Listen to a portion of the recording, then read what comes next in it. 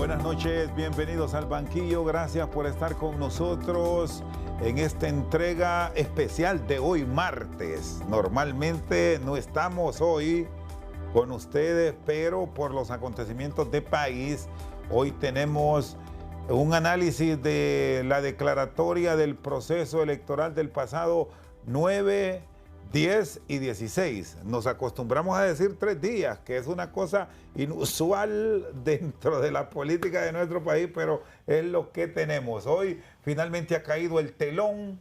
Estaremos también en breve con enlaces desde la base aérea Sotocano, desde la aldea de Palmerola en Comayagua.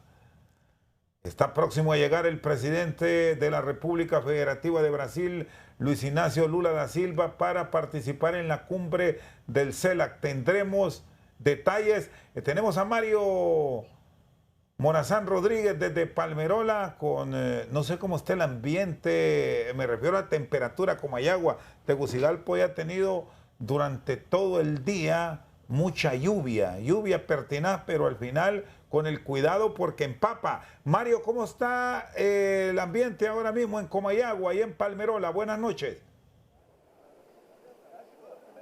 Buenas noches, Chendo, a los invitados del banquillo a esta hora de la noche. Pues la temperatura fría, aproximadamente a unos 17, 18 grados centígrados. Continuamos con esta cobertura, esta amplia cobertura de la llegada de los presidentes, los jefes de Estado y los mandatarios en el marco de la novena cumbre de la CELAC. Ya se encuentra en nuestras tierras el presidente de Colombia, Gustavo Petro.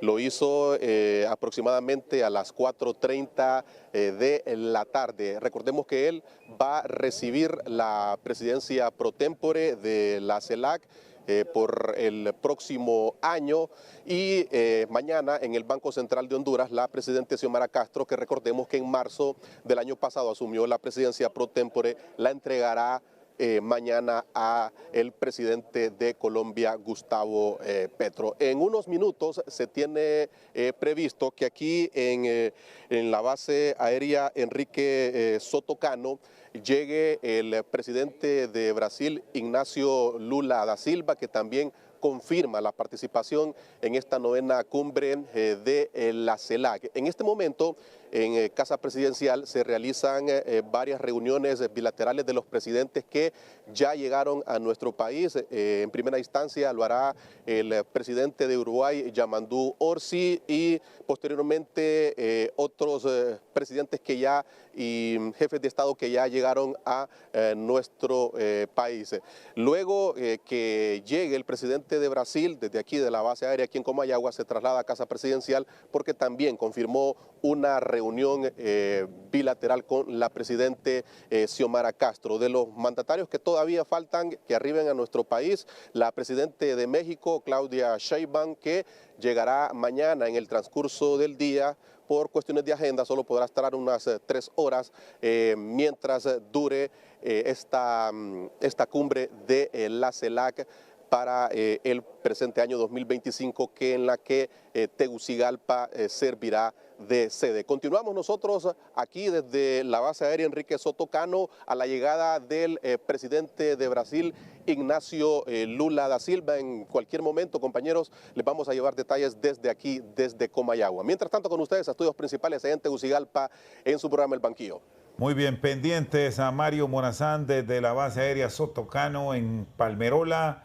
En cualquier momento podríamos volver con algunos detalles de lo que está ocurriendo ahí en la base aérea, en donde se espera el presidente de Brasil, que es de hecho junto a la presidenta Claudia Sheinbaum, la gobernante de los Estados Unidos mexicanos, salvando las diferencias por lo que representan estas dos potencias de América Latina, los gobernantes de mayor trascendencia que estarán mañana en la cumbre del CELAC aquí en Tegucigalpa. Bueno, dicho esto, vamos a lo nuestro. Finalmente hoy el Consejo Nacional Electoral dio a conocer la declaratoria oficial de las elecciones primarias e internas. Nuestros invitados de hoy, el ingeniero Efraín Farage es analista de datos. Vamos a proyectar en breve cómo han concluido individualmente los candidatos que han ganado frente a sus opositores y cómo proyectan los votos ya como partido, expectativas de cara a la elección de noviembre que tendrá el país para definir quién será el sustituto de Irixiomara Castro Sarmiento y don Luis León, que actualmente se desempeña como analista político, fue director ejecutivo del Instituto Holandés para la Democracia en el pasado. Bienvenidos ambos. Es lo que esperaba Luis, el pueblo hondureño. Ahora viene un proceso largo en donde se tendrá que dar todas las fortalezas al órgano electoral para que los hechos del 9, 10 y 16 no se repitan. Bienvenido Luis, buenas noches, al igual que al ingeniero Farach. Buenas noches, Rosendo, muchas gracias por la invitación, compartir con el ingeniero Farach. Yo creo que sí, a ver, primero hay que evaluar que en Honduras hubo mucha preocupación si iban a haber elecciones internas y primarias. Se evacuó el temor.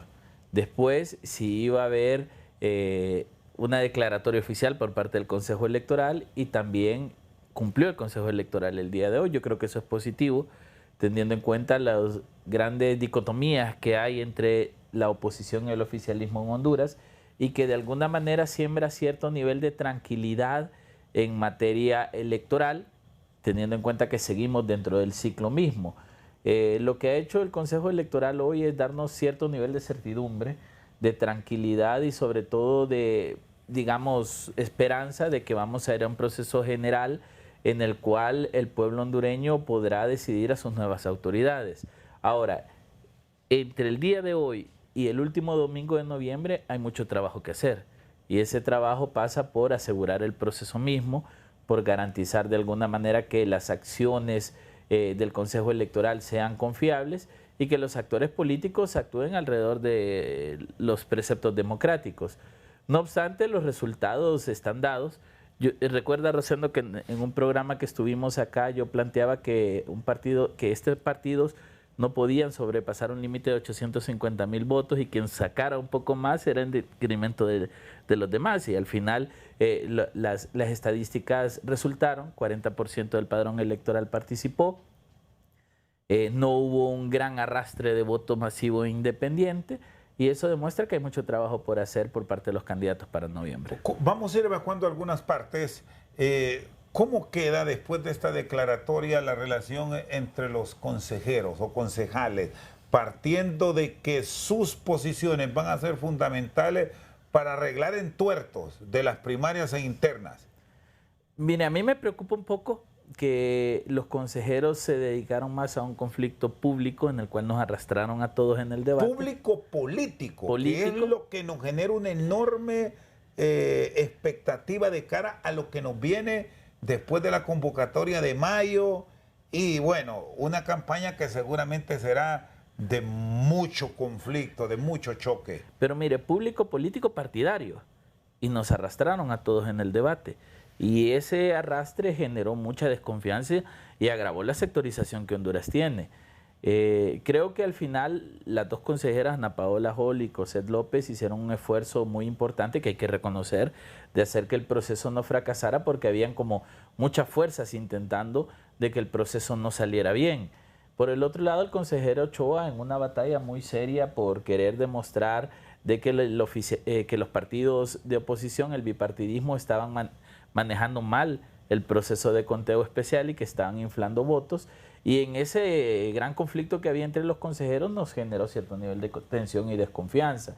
Yo creo que aquí debe sentarse un precedente de que los consejeros no pueden estar en un debate público de frente al mismo accionar que ellos tienen que desarrollar. Al ser un órgano colegiado, los consejeros deberían concentrarse en resolver los problemas a lo interno del Consejo Electoral para salir a darle certeza y confianza al pueblo hondureño. Y a mí me preocupa un poco también la relación que pueda tener este pleno de consejeros con estas Fuerzas Armadas con las cuales la relación no está positiva. Digamos, ¿quién es el garante del proceso? ¿Y cómo queda eso? ¿Cómo queda eso? Porque sí nos genera también mucha incertidumbre esa relación y sobre todo porque vean qué curioso esto, la última vez que de forma pública conocimos de una reunión del Consejo Nacional Electoral fue el día del exabrupto que, por un lado, José López dice que el general Rubén Hernández le ofendió, que le gritó, y la contraparte del general Rubén Hernández diciendo de que él en ningún momento ha sido respetuoso y que como tal él simple y sencillamente llegó para ser parte de una sesión en donde no hubo ningún tipo de irrespeto hacia la dama. Y que generó una sensación de ruptura entre el Consejo y las Fuerzas Armadas. Y tendrán que estar a disponibilidad allá por el mes de noviembre, iniciando noviembre, en un decir, se tienen que nuevamente volver a cuadrar. Y es justo eso, porque el responsable del proceso electoral es el Consejo, pero el garante del proceso electoral son las Fuerzas Armadas, lo que significa que hay una responsabilidad compartida y que deberían empezarse a construir los espacios de diálogo para resolver ese problema. No podemos ir a un proceso general con las Fuerzas Armadas peleadas con el Consejo Electoral y el Consejo Electoral desconfiando de las Fuerzas Armadas. Y recuerde, Rosendo, que ese proceso es previo. Recuerde cuando las Fuerzas Armadas estaban intentando obtener 280 millones de lempiras para manejar ellos el transporte del proceso electoral, y que la misma presidenta del Consejo Electoral le dijo, aquí quien manda es el Consejo y quien va a hacer el transporte del Consejo. O sea, ya se venían generando tensiones previas que se consolidaron en el proceso electoral y que ahora, postelectoral, siguen ahí. Entonces, ¿cómo manejar una relación? 3 consejeros divididos en conflicto, que no lo llegan a consenso fácilmente, aunque la declaratoria muestra que sí pudieron, junto a unas Fuerzas Armadas que no están creyendo en la autoridad electoral y una autoridad electoral que no está confiando en las Fuerzas Armadas. Entonces, el contexto del entorno de quien debe ejecutar, administrar y garantizar el proceso electoral no es positivo. Por eso hay que trabajar en eso.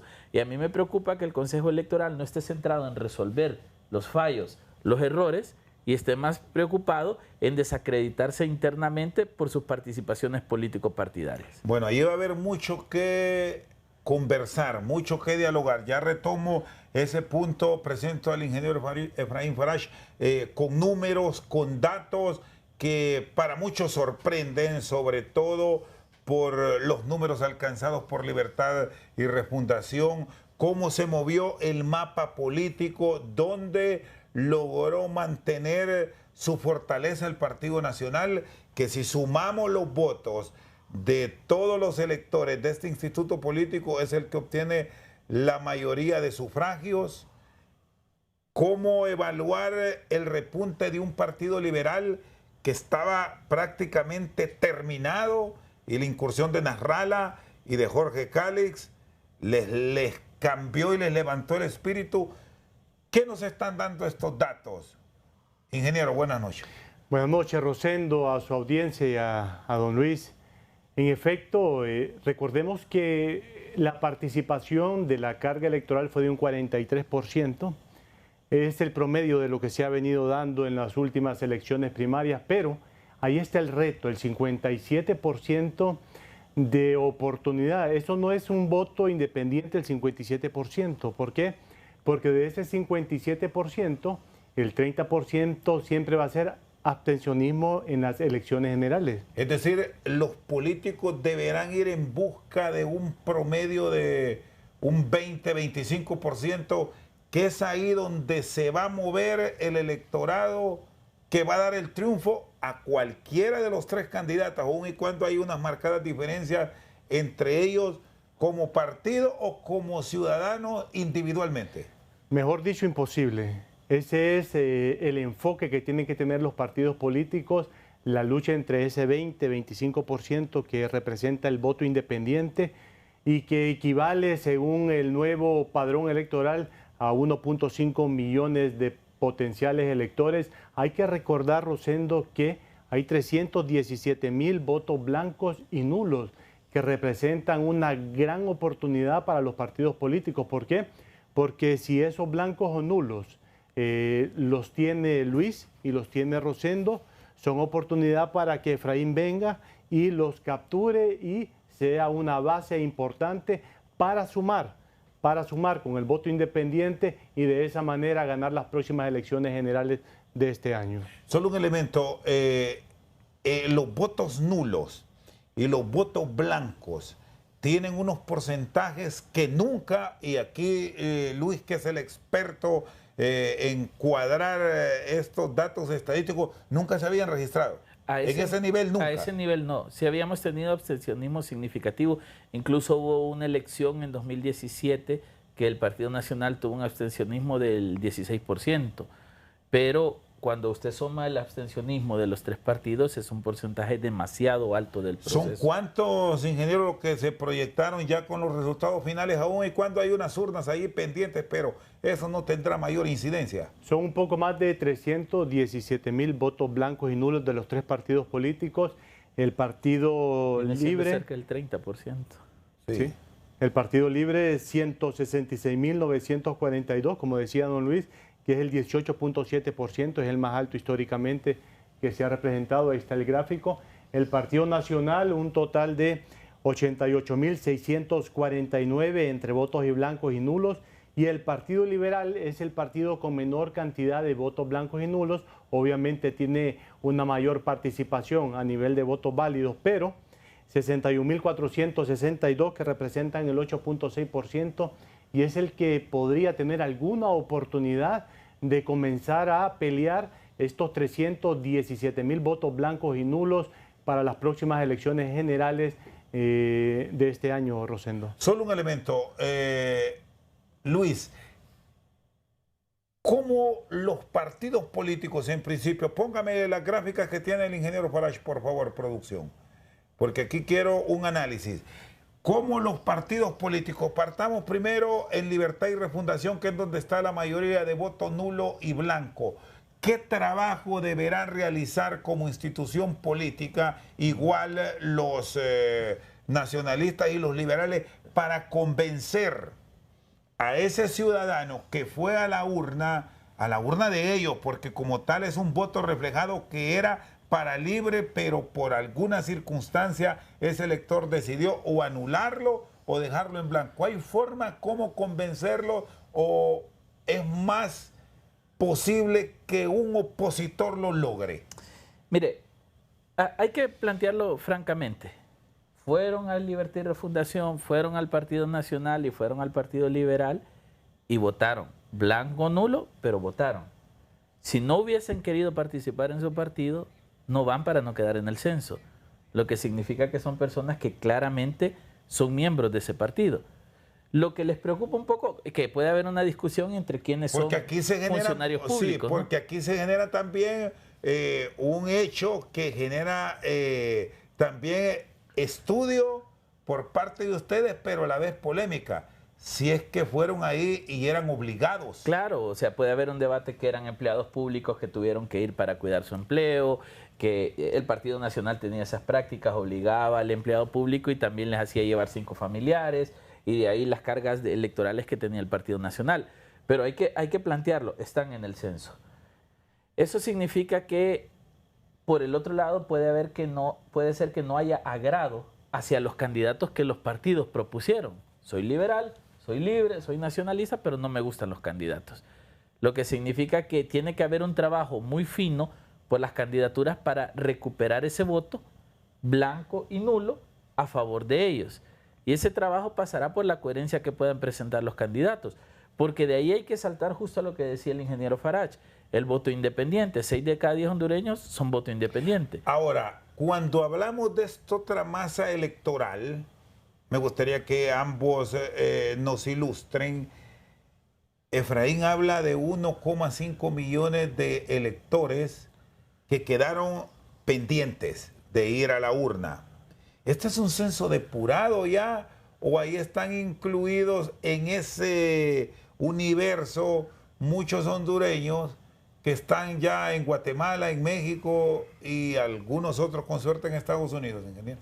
Recordemos, Rosendo, que la participación en las elecciones primarias fue de un 43%, o sea, 2.5 millones de hondureños votaron. Del grueso del padrón electoral. De los 5.9. Sí. Bueno, ahí están 1 millón y fracción que no votan. Sí. Que no votan por no estar en Honduras. Correcto. O porque se fueron. O porque eso nunca se depuró.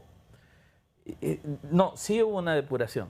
Hay que reconocer el éxito que tuvo el proyecto Identifícate y que ha tenido el proceso estos números entonces, que de cerca de, serían 5 millones de electores, ingeniero, es de hondureños que están aquí, que si es su voluntad van a ir a la urna. Correcto. Y ese 53%, que son con alrededor de 2.8 millones de hondureños, son los que no votaron. Pero no significa que estos 2.8 millones de hondureños van a ir a votar a las generales.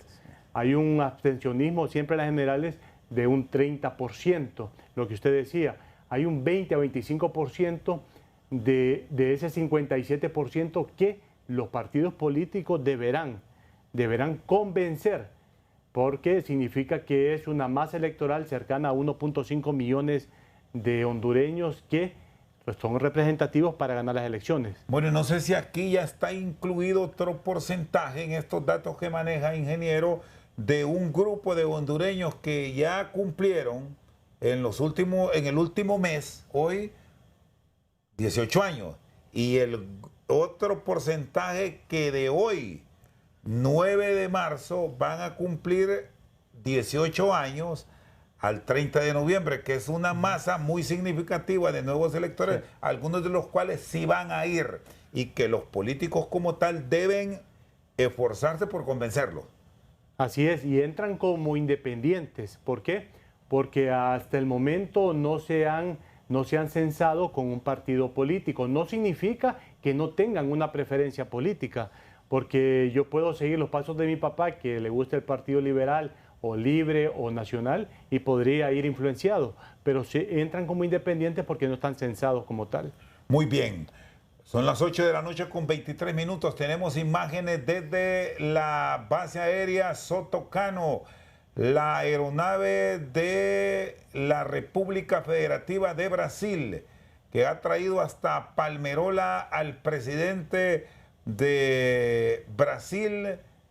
Ya está próxima a abrir las compuertas para el descenso de la delegación encabezada por el presidente Lula da Silva.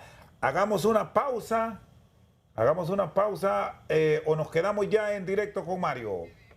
Bueno, nos quedamos ahí con Mario. Ha llegado el expresidente Manuel Zelaya Rosales y parte de sus asesores y cercanos colaboradores para recibir a Lula da Silva.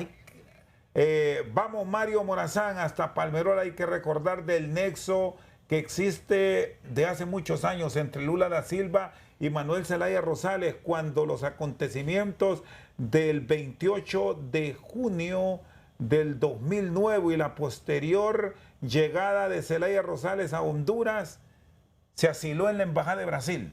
Por muchos meses estuvo Mel Zelaya hasta que salió el día de la toma de posesión de Pepe Lobo con destino a Santo Domingo, a la República Dominicana. Mario Morazán, vamos con usted.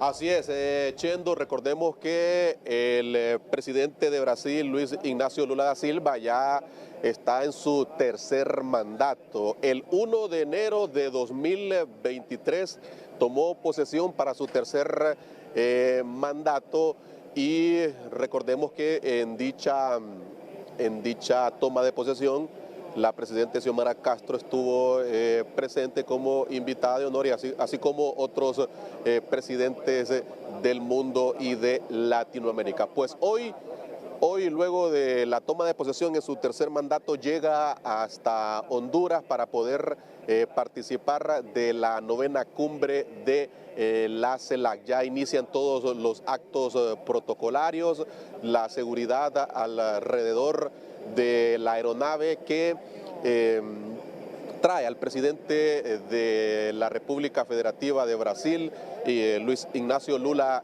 da Silva, ya se hace presente aquí en la base aérea Enrique Soto Cano. Ya van a realizarse todos los actos protocolarios, todo lo que tiene que ver con la llegada de un mandatario. Ya lo explicaba Chendo, el expresidente Manuel Zelaya Rosales lo ha venido a recibir personalmente el coordinador también del partido Libertad y Refundación, por esa cercanía que han mantenido de años. Él ha querido venir a recibir personalmente al presidente de Brasil. Así que este es el ambiente que a esta hora de la noche se vive aquí en esta base aérea, 8 de la noche con 26 minutos. Recordemos que esta aeronave estaba prevista llegar como a eso de las 7:20. Sin embargo, hubo algunas modificaciones en los horarios de la llegada de los mandatarios que han llegado hasta esta base aérea ubicada en Comayagua. Vamos a regresar hasta estudios principales del banquillo mientras se prepara todo el acto protocolario de la llegada del presidente de Brasil, Ignacio Lula da Silva. Seguimos al banquillo, mantenemos la imagen desde Palmerola en Comayagua. Está al pie de la escalinata de la aeronave que trae a Lula da Silva, el expresidente Zelaya. Recordábamos aquí con el ingeniero Farage y con Luis León todo lo que representa Brasil para la política de Honduras en el 2009, de mucha cercanía por la oportunidad que brindó Brasil a Zelaya Rosales, que había sido depuesto, su llegada bajo la clandestinidad y su asilo en la embajada. Ahí está descendiendo el presidente Lula da Silva. Mario Morazán, vamos hasta Palmerola cuando se saluda y se abraza con el expresidente Manuel Zelaya Rosales. Adelante, Mario.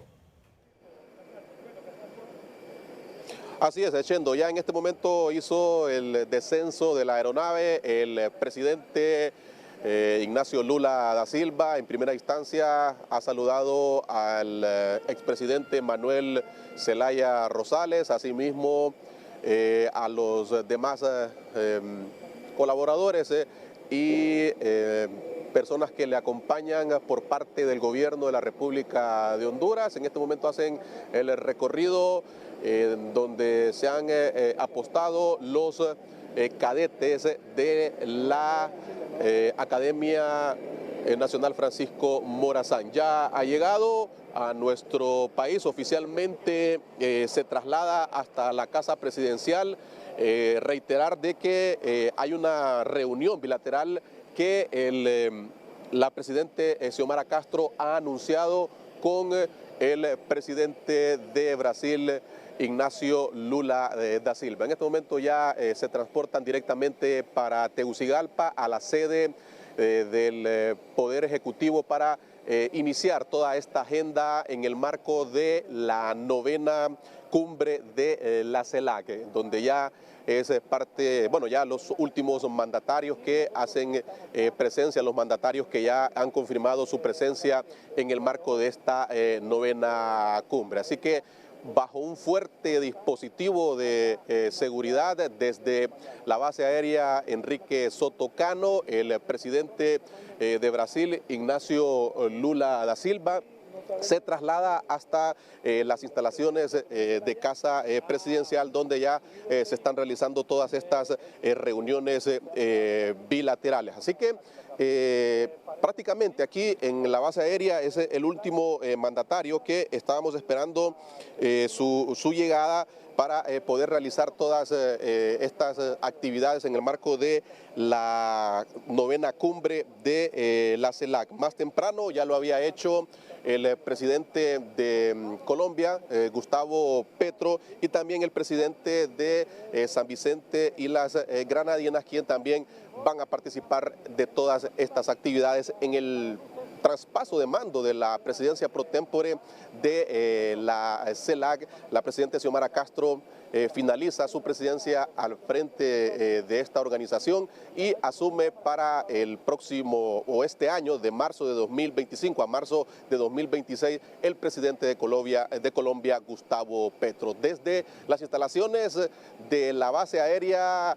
Enrique Soto Cano, aquí en el departamento de Comayagua, Vamos a regresar con ustedes a estudios principales del banquillo allá en Tegucigalpa, compañeros. Muchas gracias, Mario. Bueno, con la llegada de Lula se distingue esta reunión del CELAC, debemos decir, es un gigante Brasil, no a nivel de América ni de los países de América Latina, es un gigante del mundo.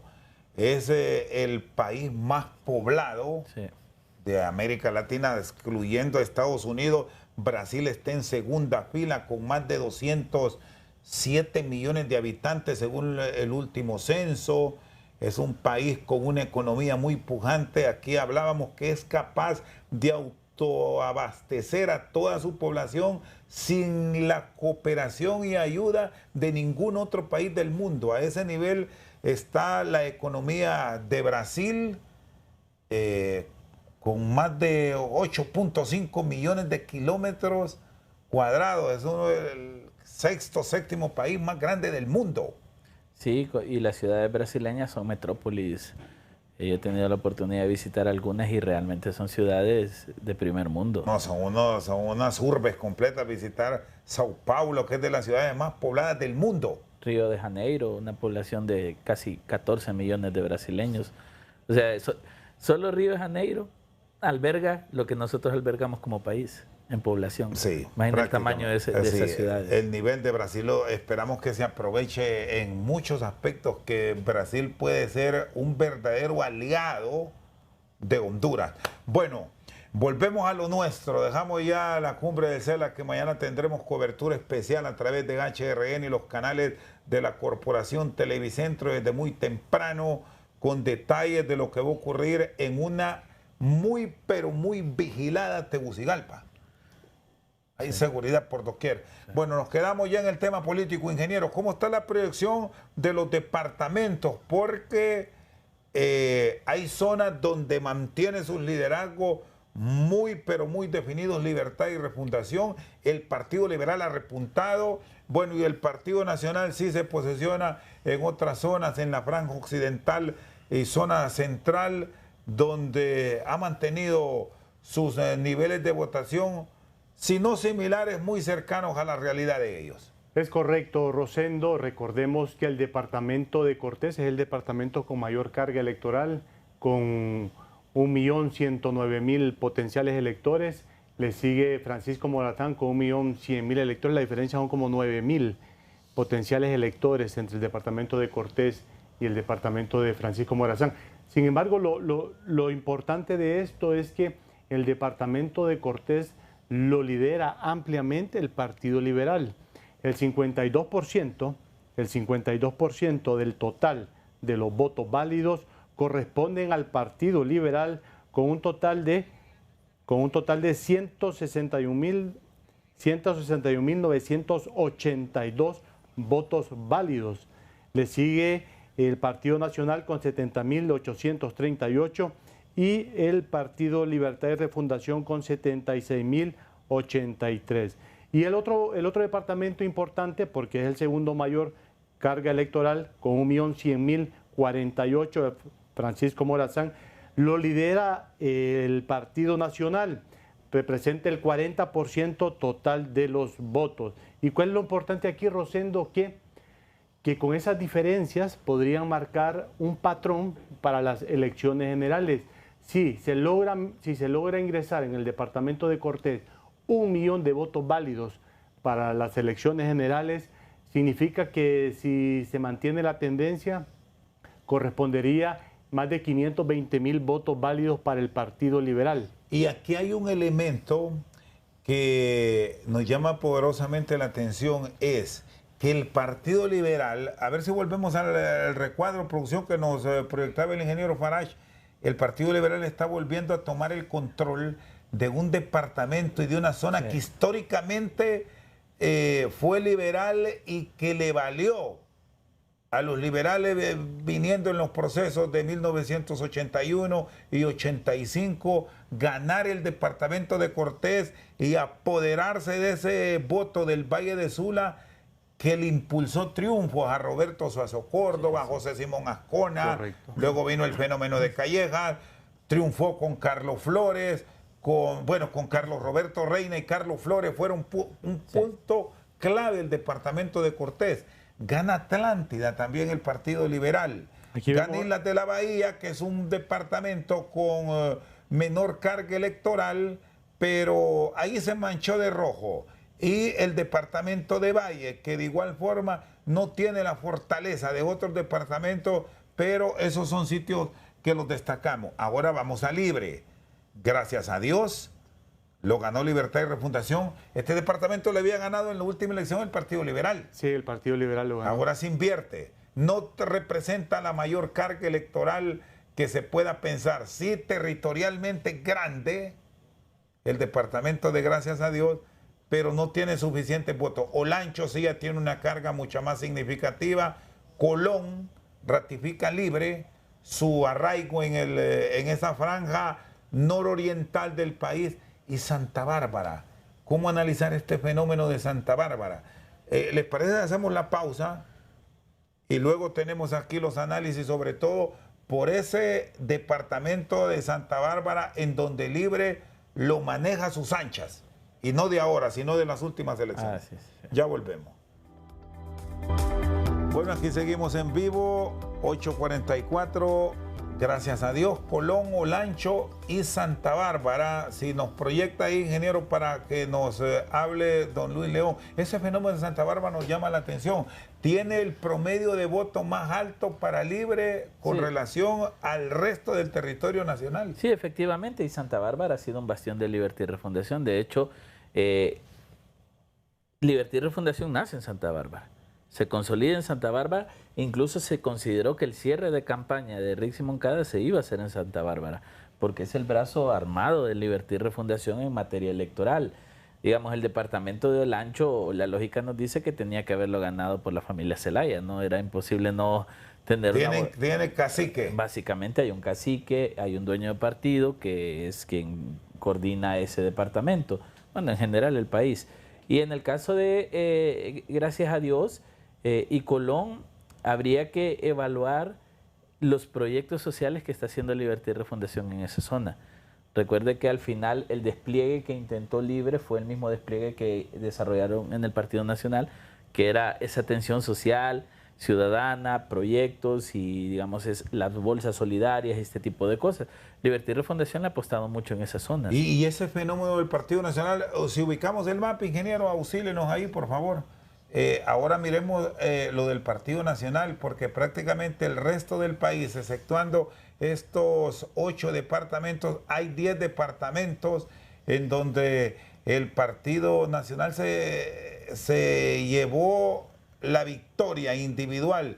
Incluso cambió en las últimas elecciones El Paraíso, otrora cuna del liberalismo, y Ocotepeque.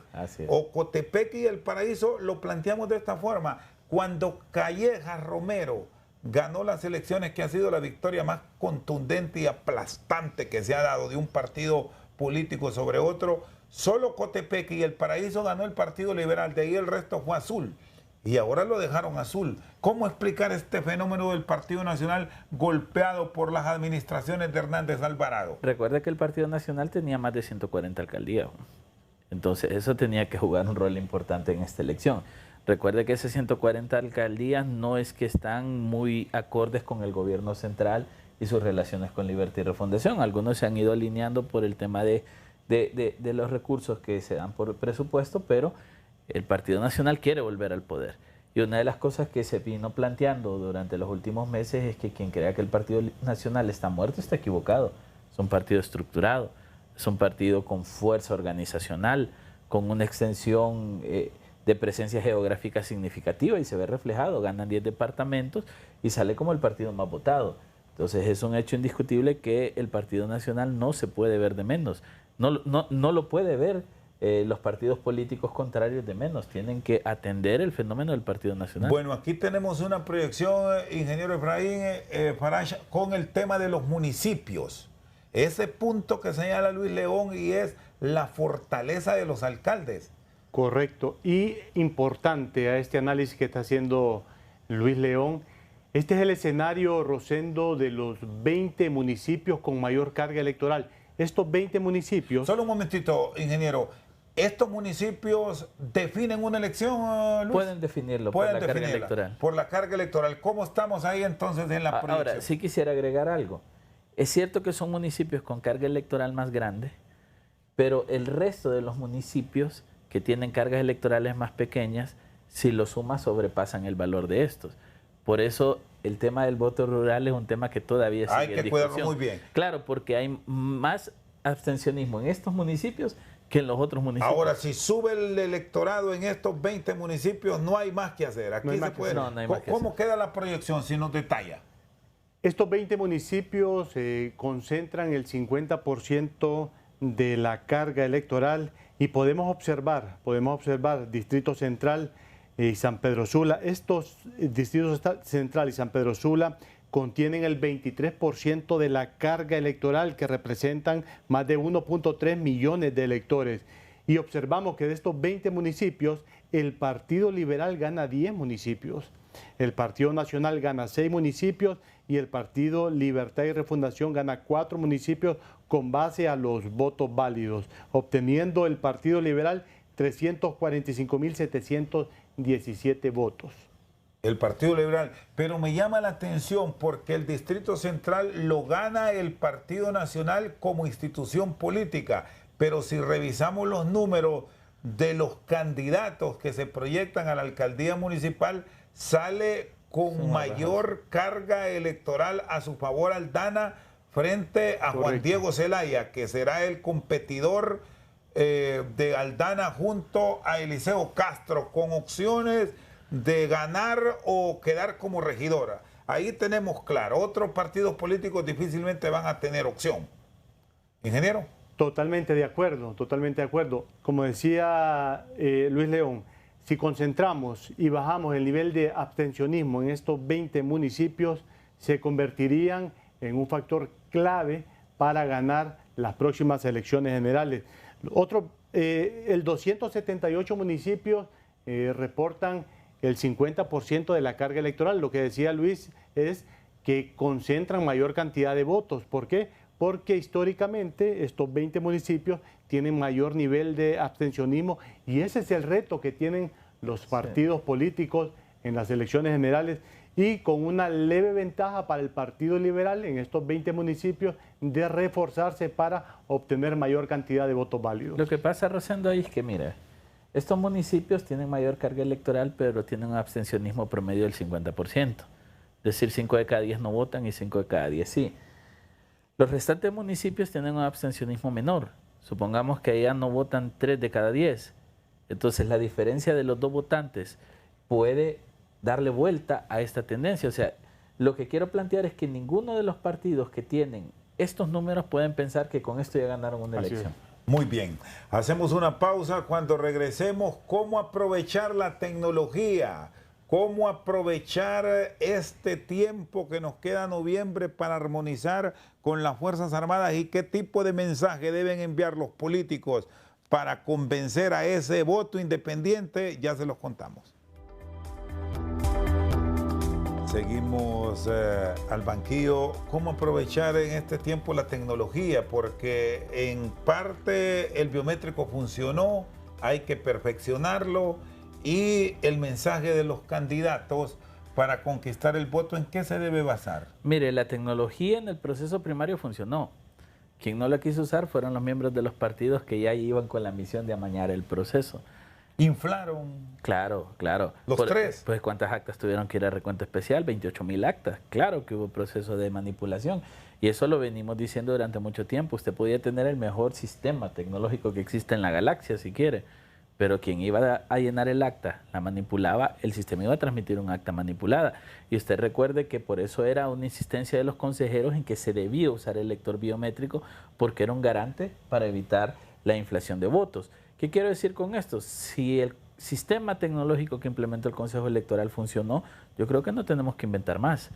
Y a mí me preocupa que iniciemos nuevamente procesos. Tiene que ir toda licitación. Exacto. Pero ¿cuánto tiempo nos puede llevar eso? Bueno, el problema es que en mayo se presenta el presupuesto al Congreso.